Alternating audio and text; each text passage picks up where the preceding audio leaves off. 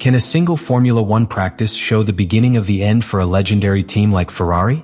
What is really happening with Leclerc and Hamilton after the Las Vegas disaster? Today I tell you everything.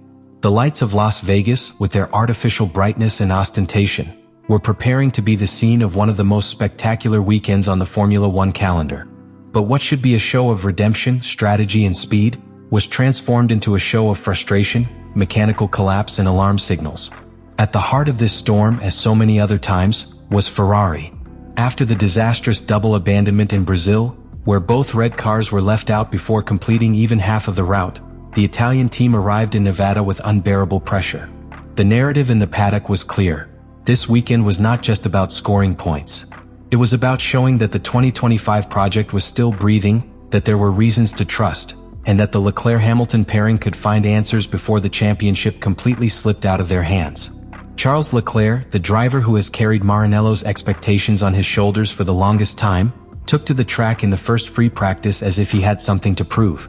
His driving was aggressive, committed, and millimetric. He set a reference time that placed him at the top of the table.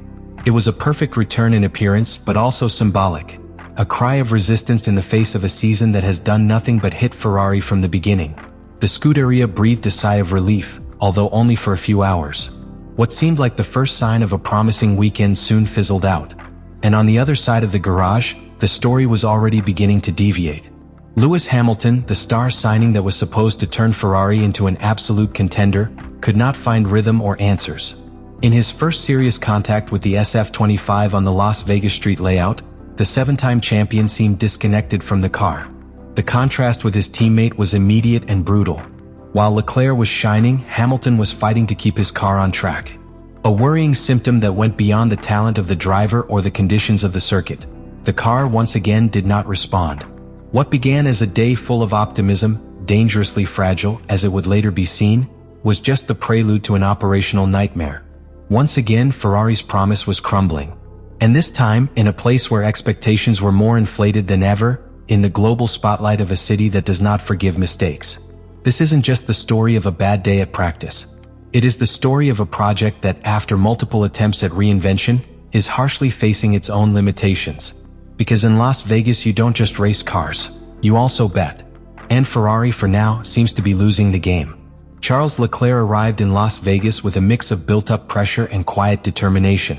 The Monegasque driver, who has been on the verge of frustration throughout the season, knew that the Grand Prix in Nevada was one of the last opportunities of the year to send a clear message. Ferrari can still be competitive when the technical and strategic environment supports it. And during FP1, Leclerc not only delivered, but dazzled.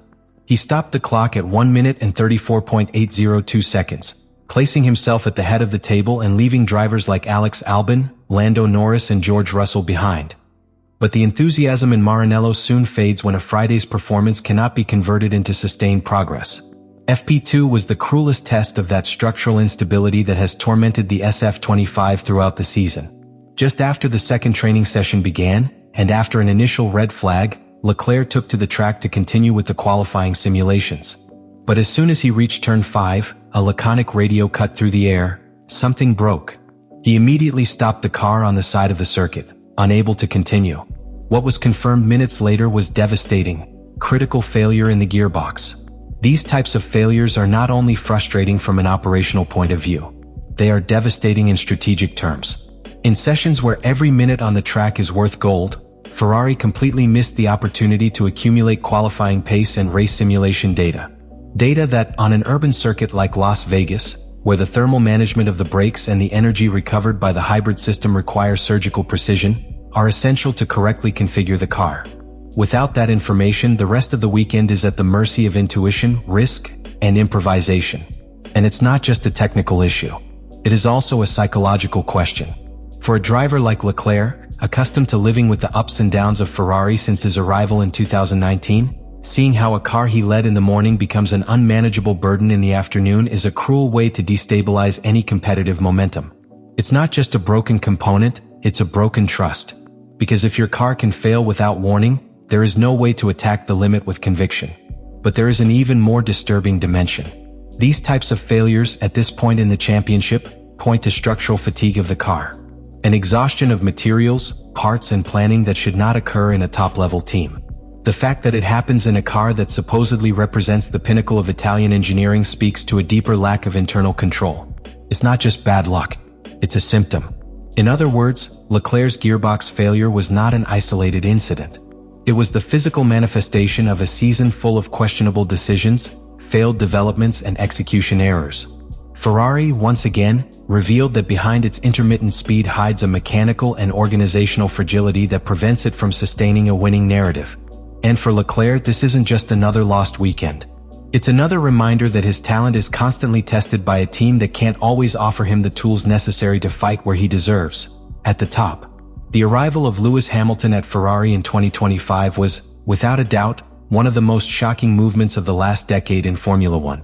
Not only because of the symbolic weight of seeing the most successful driver of the hybrid era dressed in red, but because of the renewed hope that this represented for Maranello. There was talk of a technical renaissance, of a new era with Vasseur at the helm, and with Leclerc and Hamilton as an elite duo. But what happened in Las Vegas has begun to corrode that narrative with an alarming rawness. From the first free practice session, Hamilton seemed completely disconnected from the car. While his teammate Charles Leclerc led the table with a consistent and aggressive lap, Lewis finished in 11th position, more than 7/10 behind the Monegasque. A difference that, in a top team, not only worries, but also sets off all the alarms. The main problem was not simply a lack of speed. It was the way in which that lack of rhythm manifested itself. Hamilton had serious difficulties keeping the SF25 under control, especially in turn 12, one of the most demanding points on the Las Vegas street layout. There, the Briton had to resort to escape several times, showing clear insecurity with the balance of the car. On a circuit with low temperatures, where the thermal window of the tires is difficult to reach, the SF25 was unstable, unpredictable, and completely outside its optimal operating range. The car didn't speak to him. And that, for a driver like Hamilton, is a sentence. From a technical point of view, this behavior can be attributed to multiple factors. An aerodynamic configuration that is poorly adapted to the layout, ineffective engine mapping for power delivery in medium traction areas, or even a weight distribution that penalizes the rear axle in slow corners. But deep down, the real problem was deeper. Hamilton never found an organic connection with the car during that first day in Las Vegas. And when that happens, neither experience nor talent is enough to make the difference. The frustration was evident. Unlike other complicated days where the Briton used to come back from cold and technical analysis, this time his body language conveyed something else: disorientation. At times, he seemed to be facing not only a poorly calibrated car, but also an environment he still doesn't fully understand. Ferrari, as glamorous as it is not Mercedes. The work culture, the way of communicating, the development routines, even the internal policy. Everything works differently. And Lewis, for the first time in more than a decade, is in learning mode.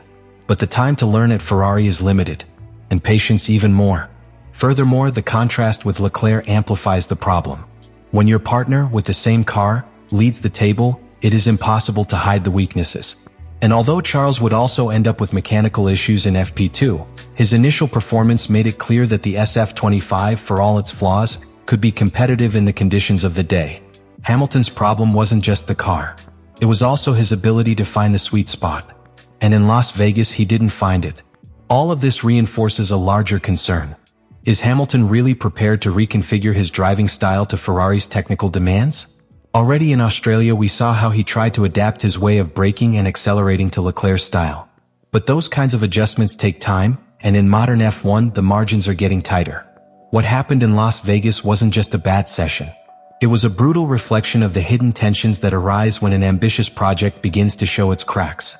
And while no one doubts Hamilton's talent, the truth is that at this point in the season, expectations begin to violently collide with reality. Thursday's final scene in Las Vegas was neither a spectacular accident nor a red flag that stopped the clock. It was silence. The uncomfortable silence that sets in when a large team, with all its machinery of precision, history, and expectation, is left without answers.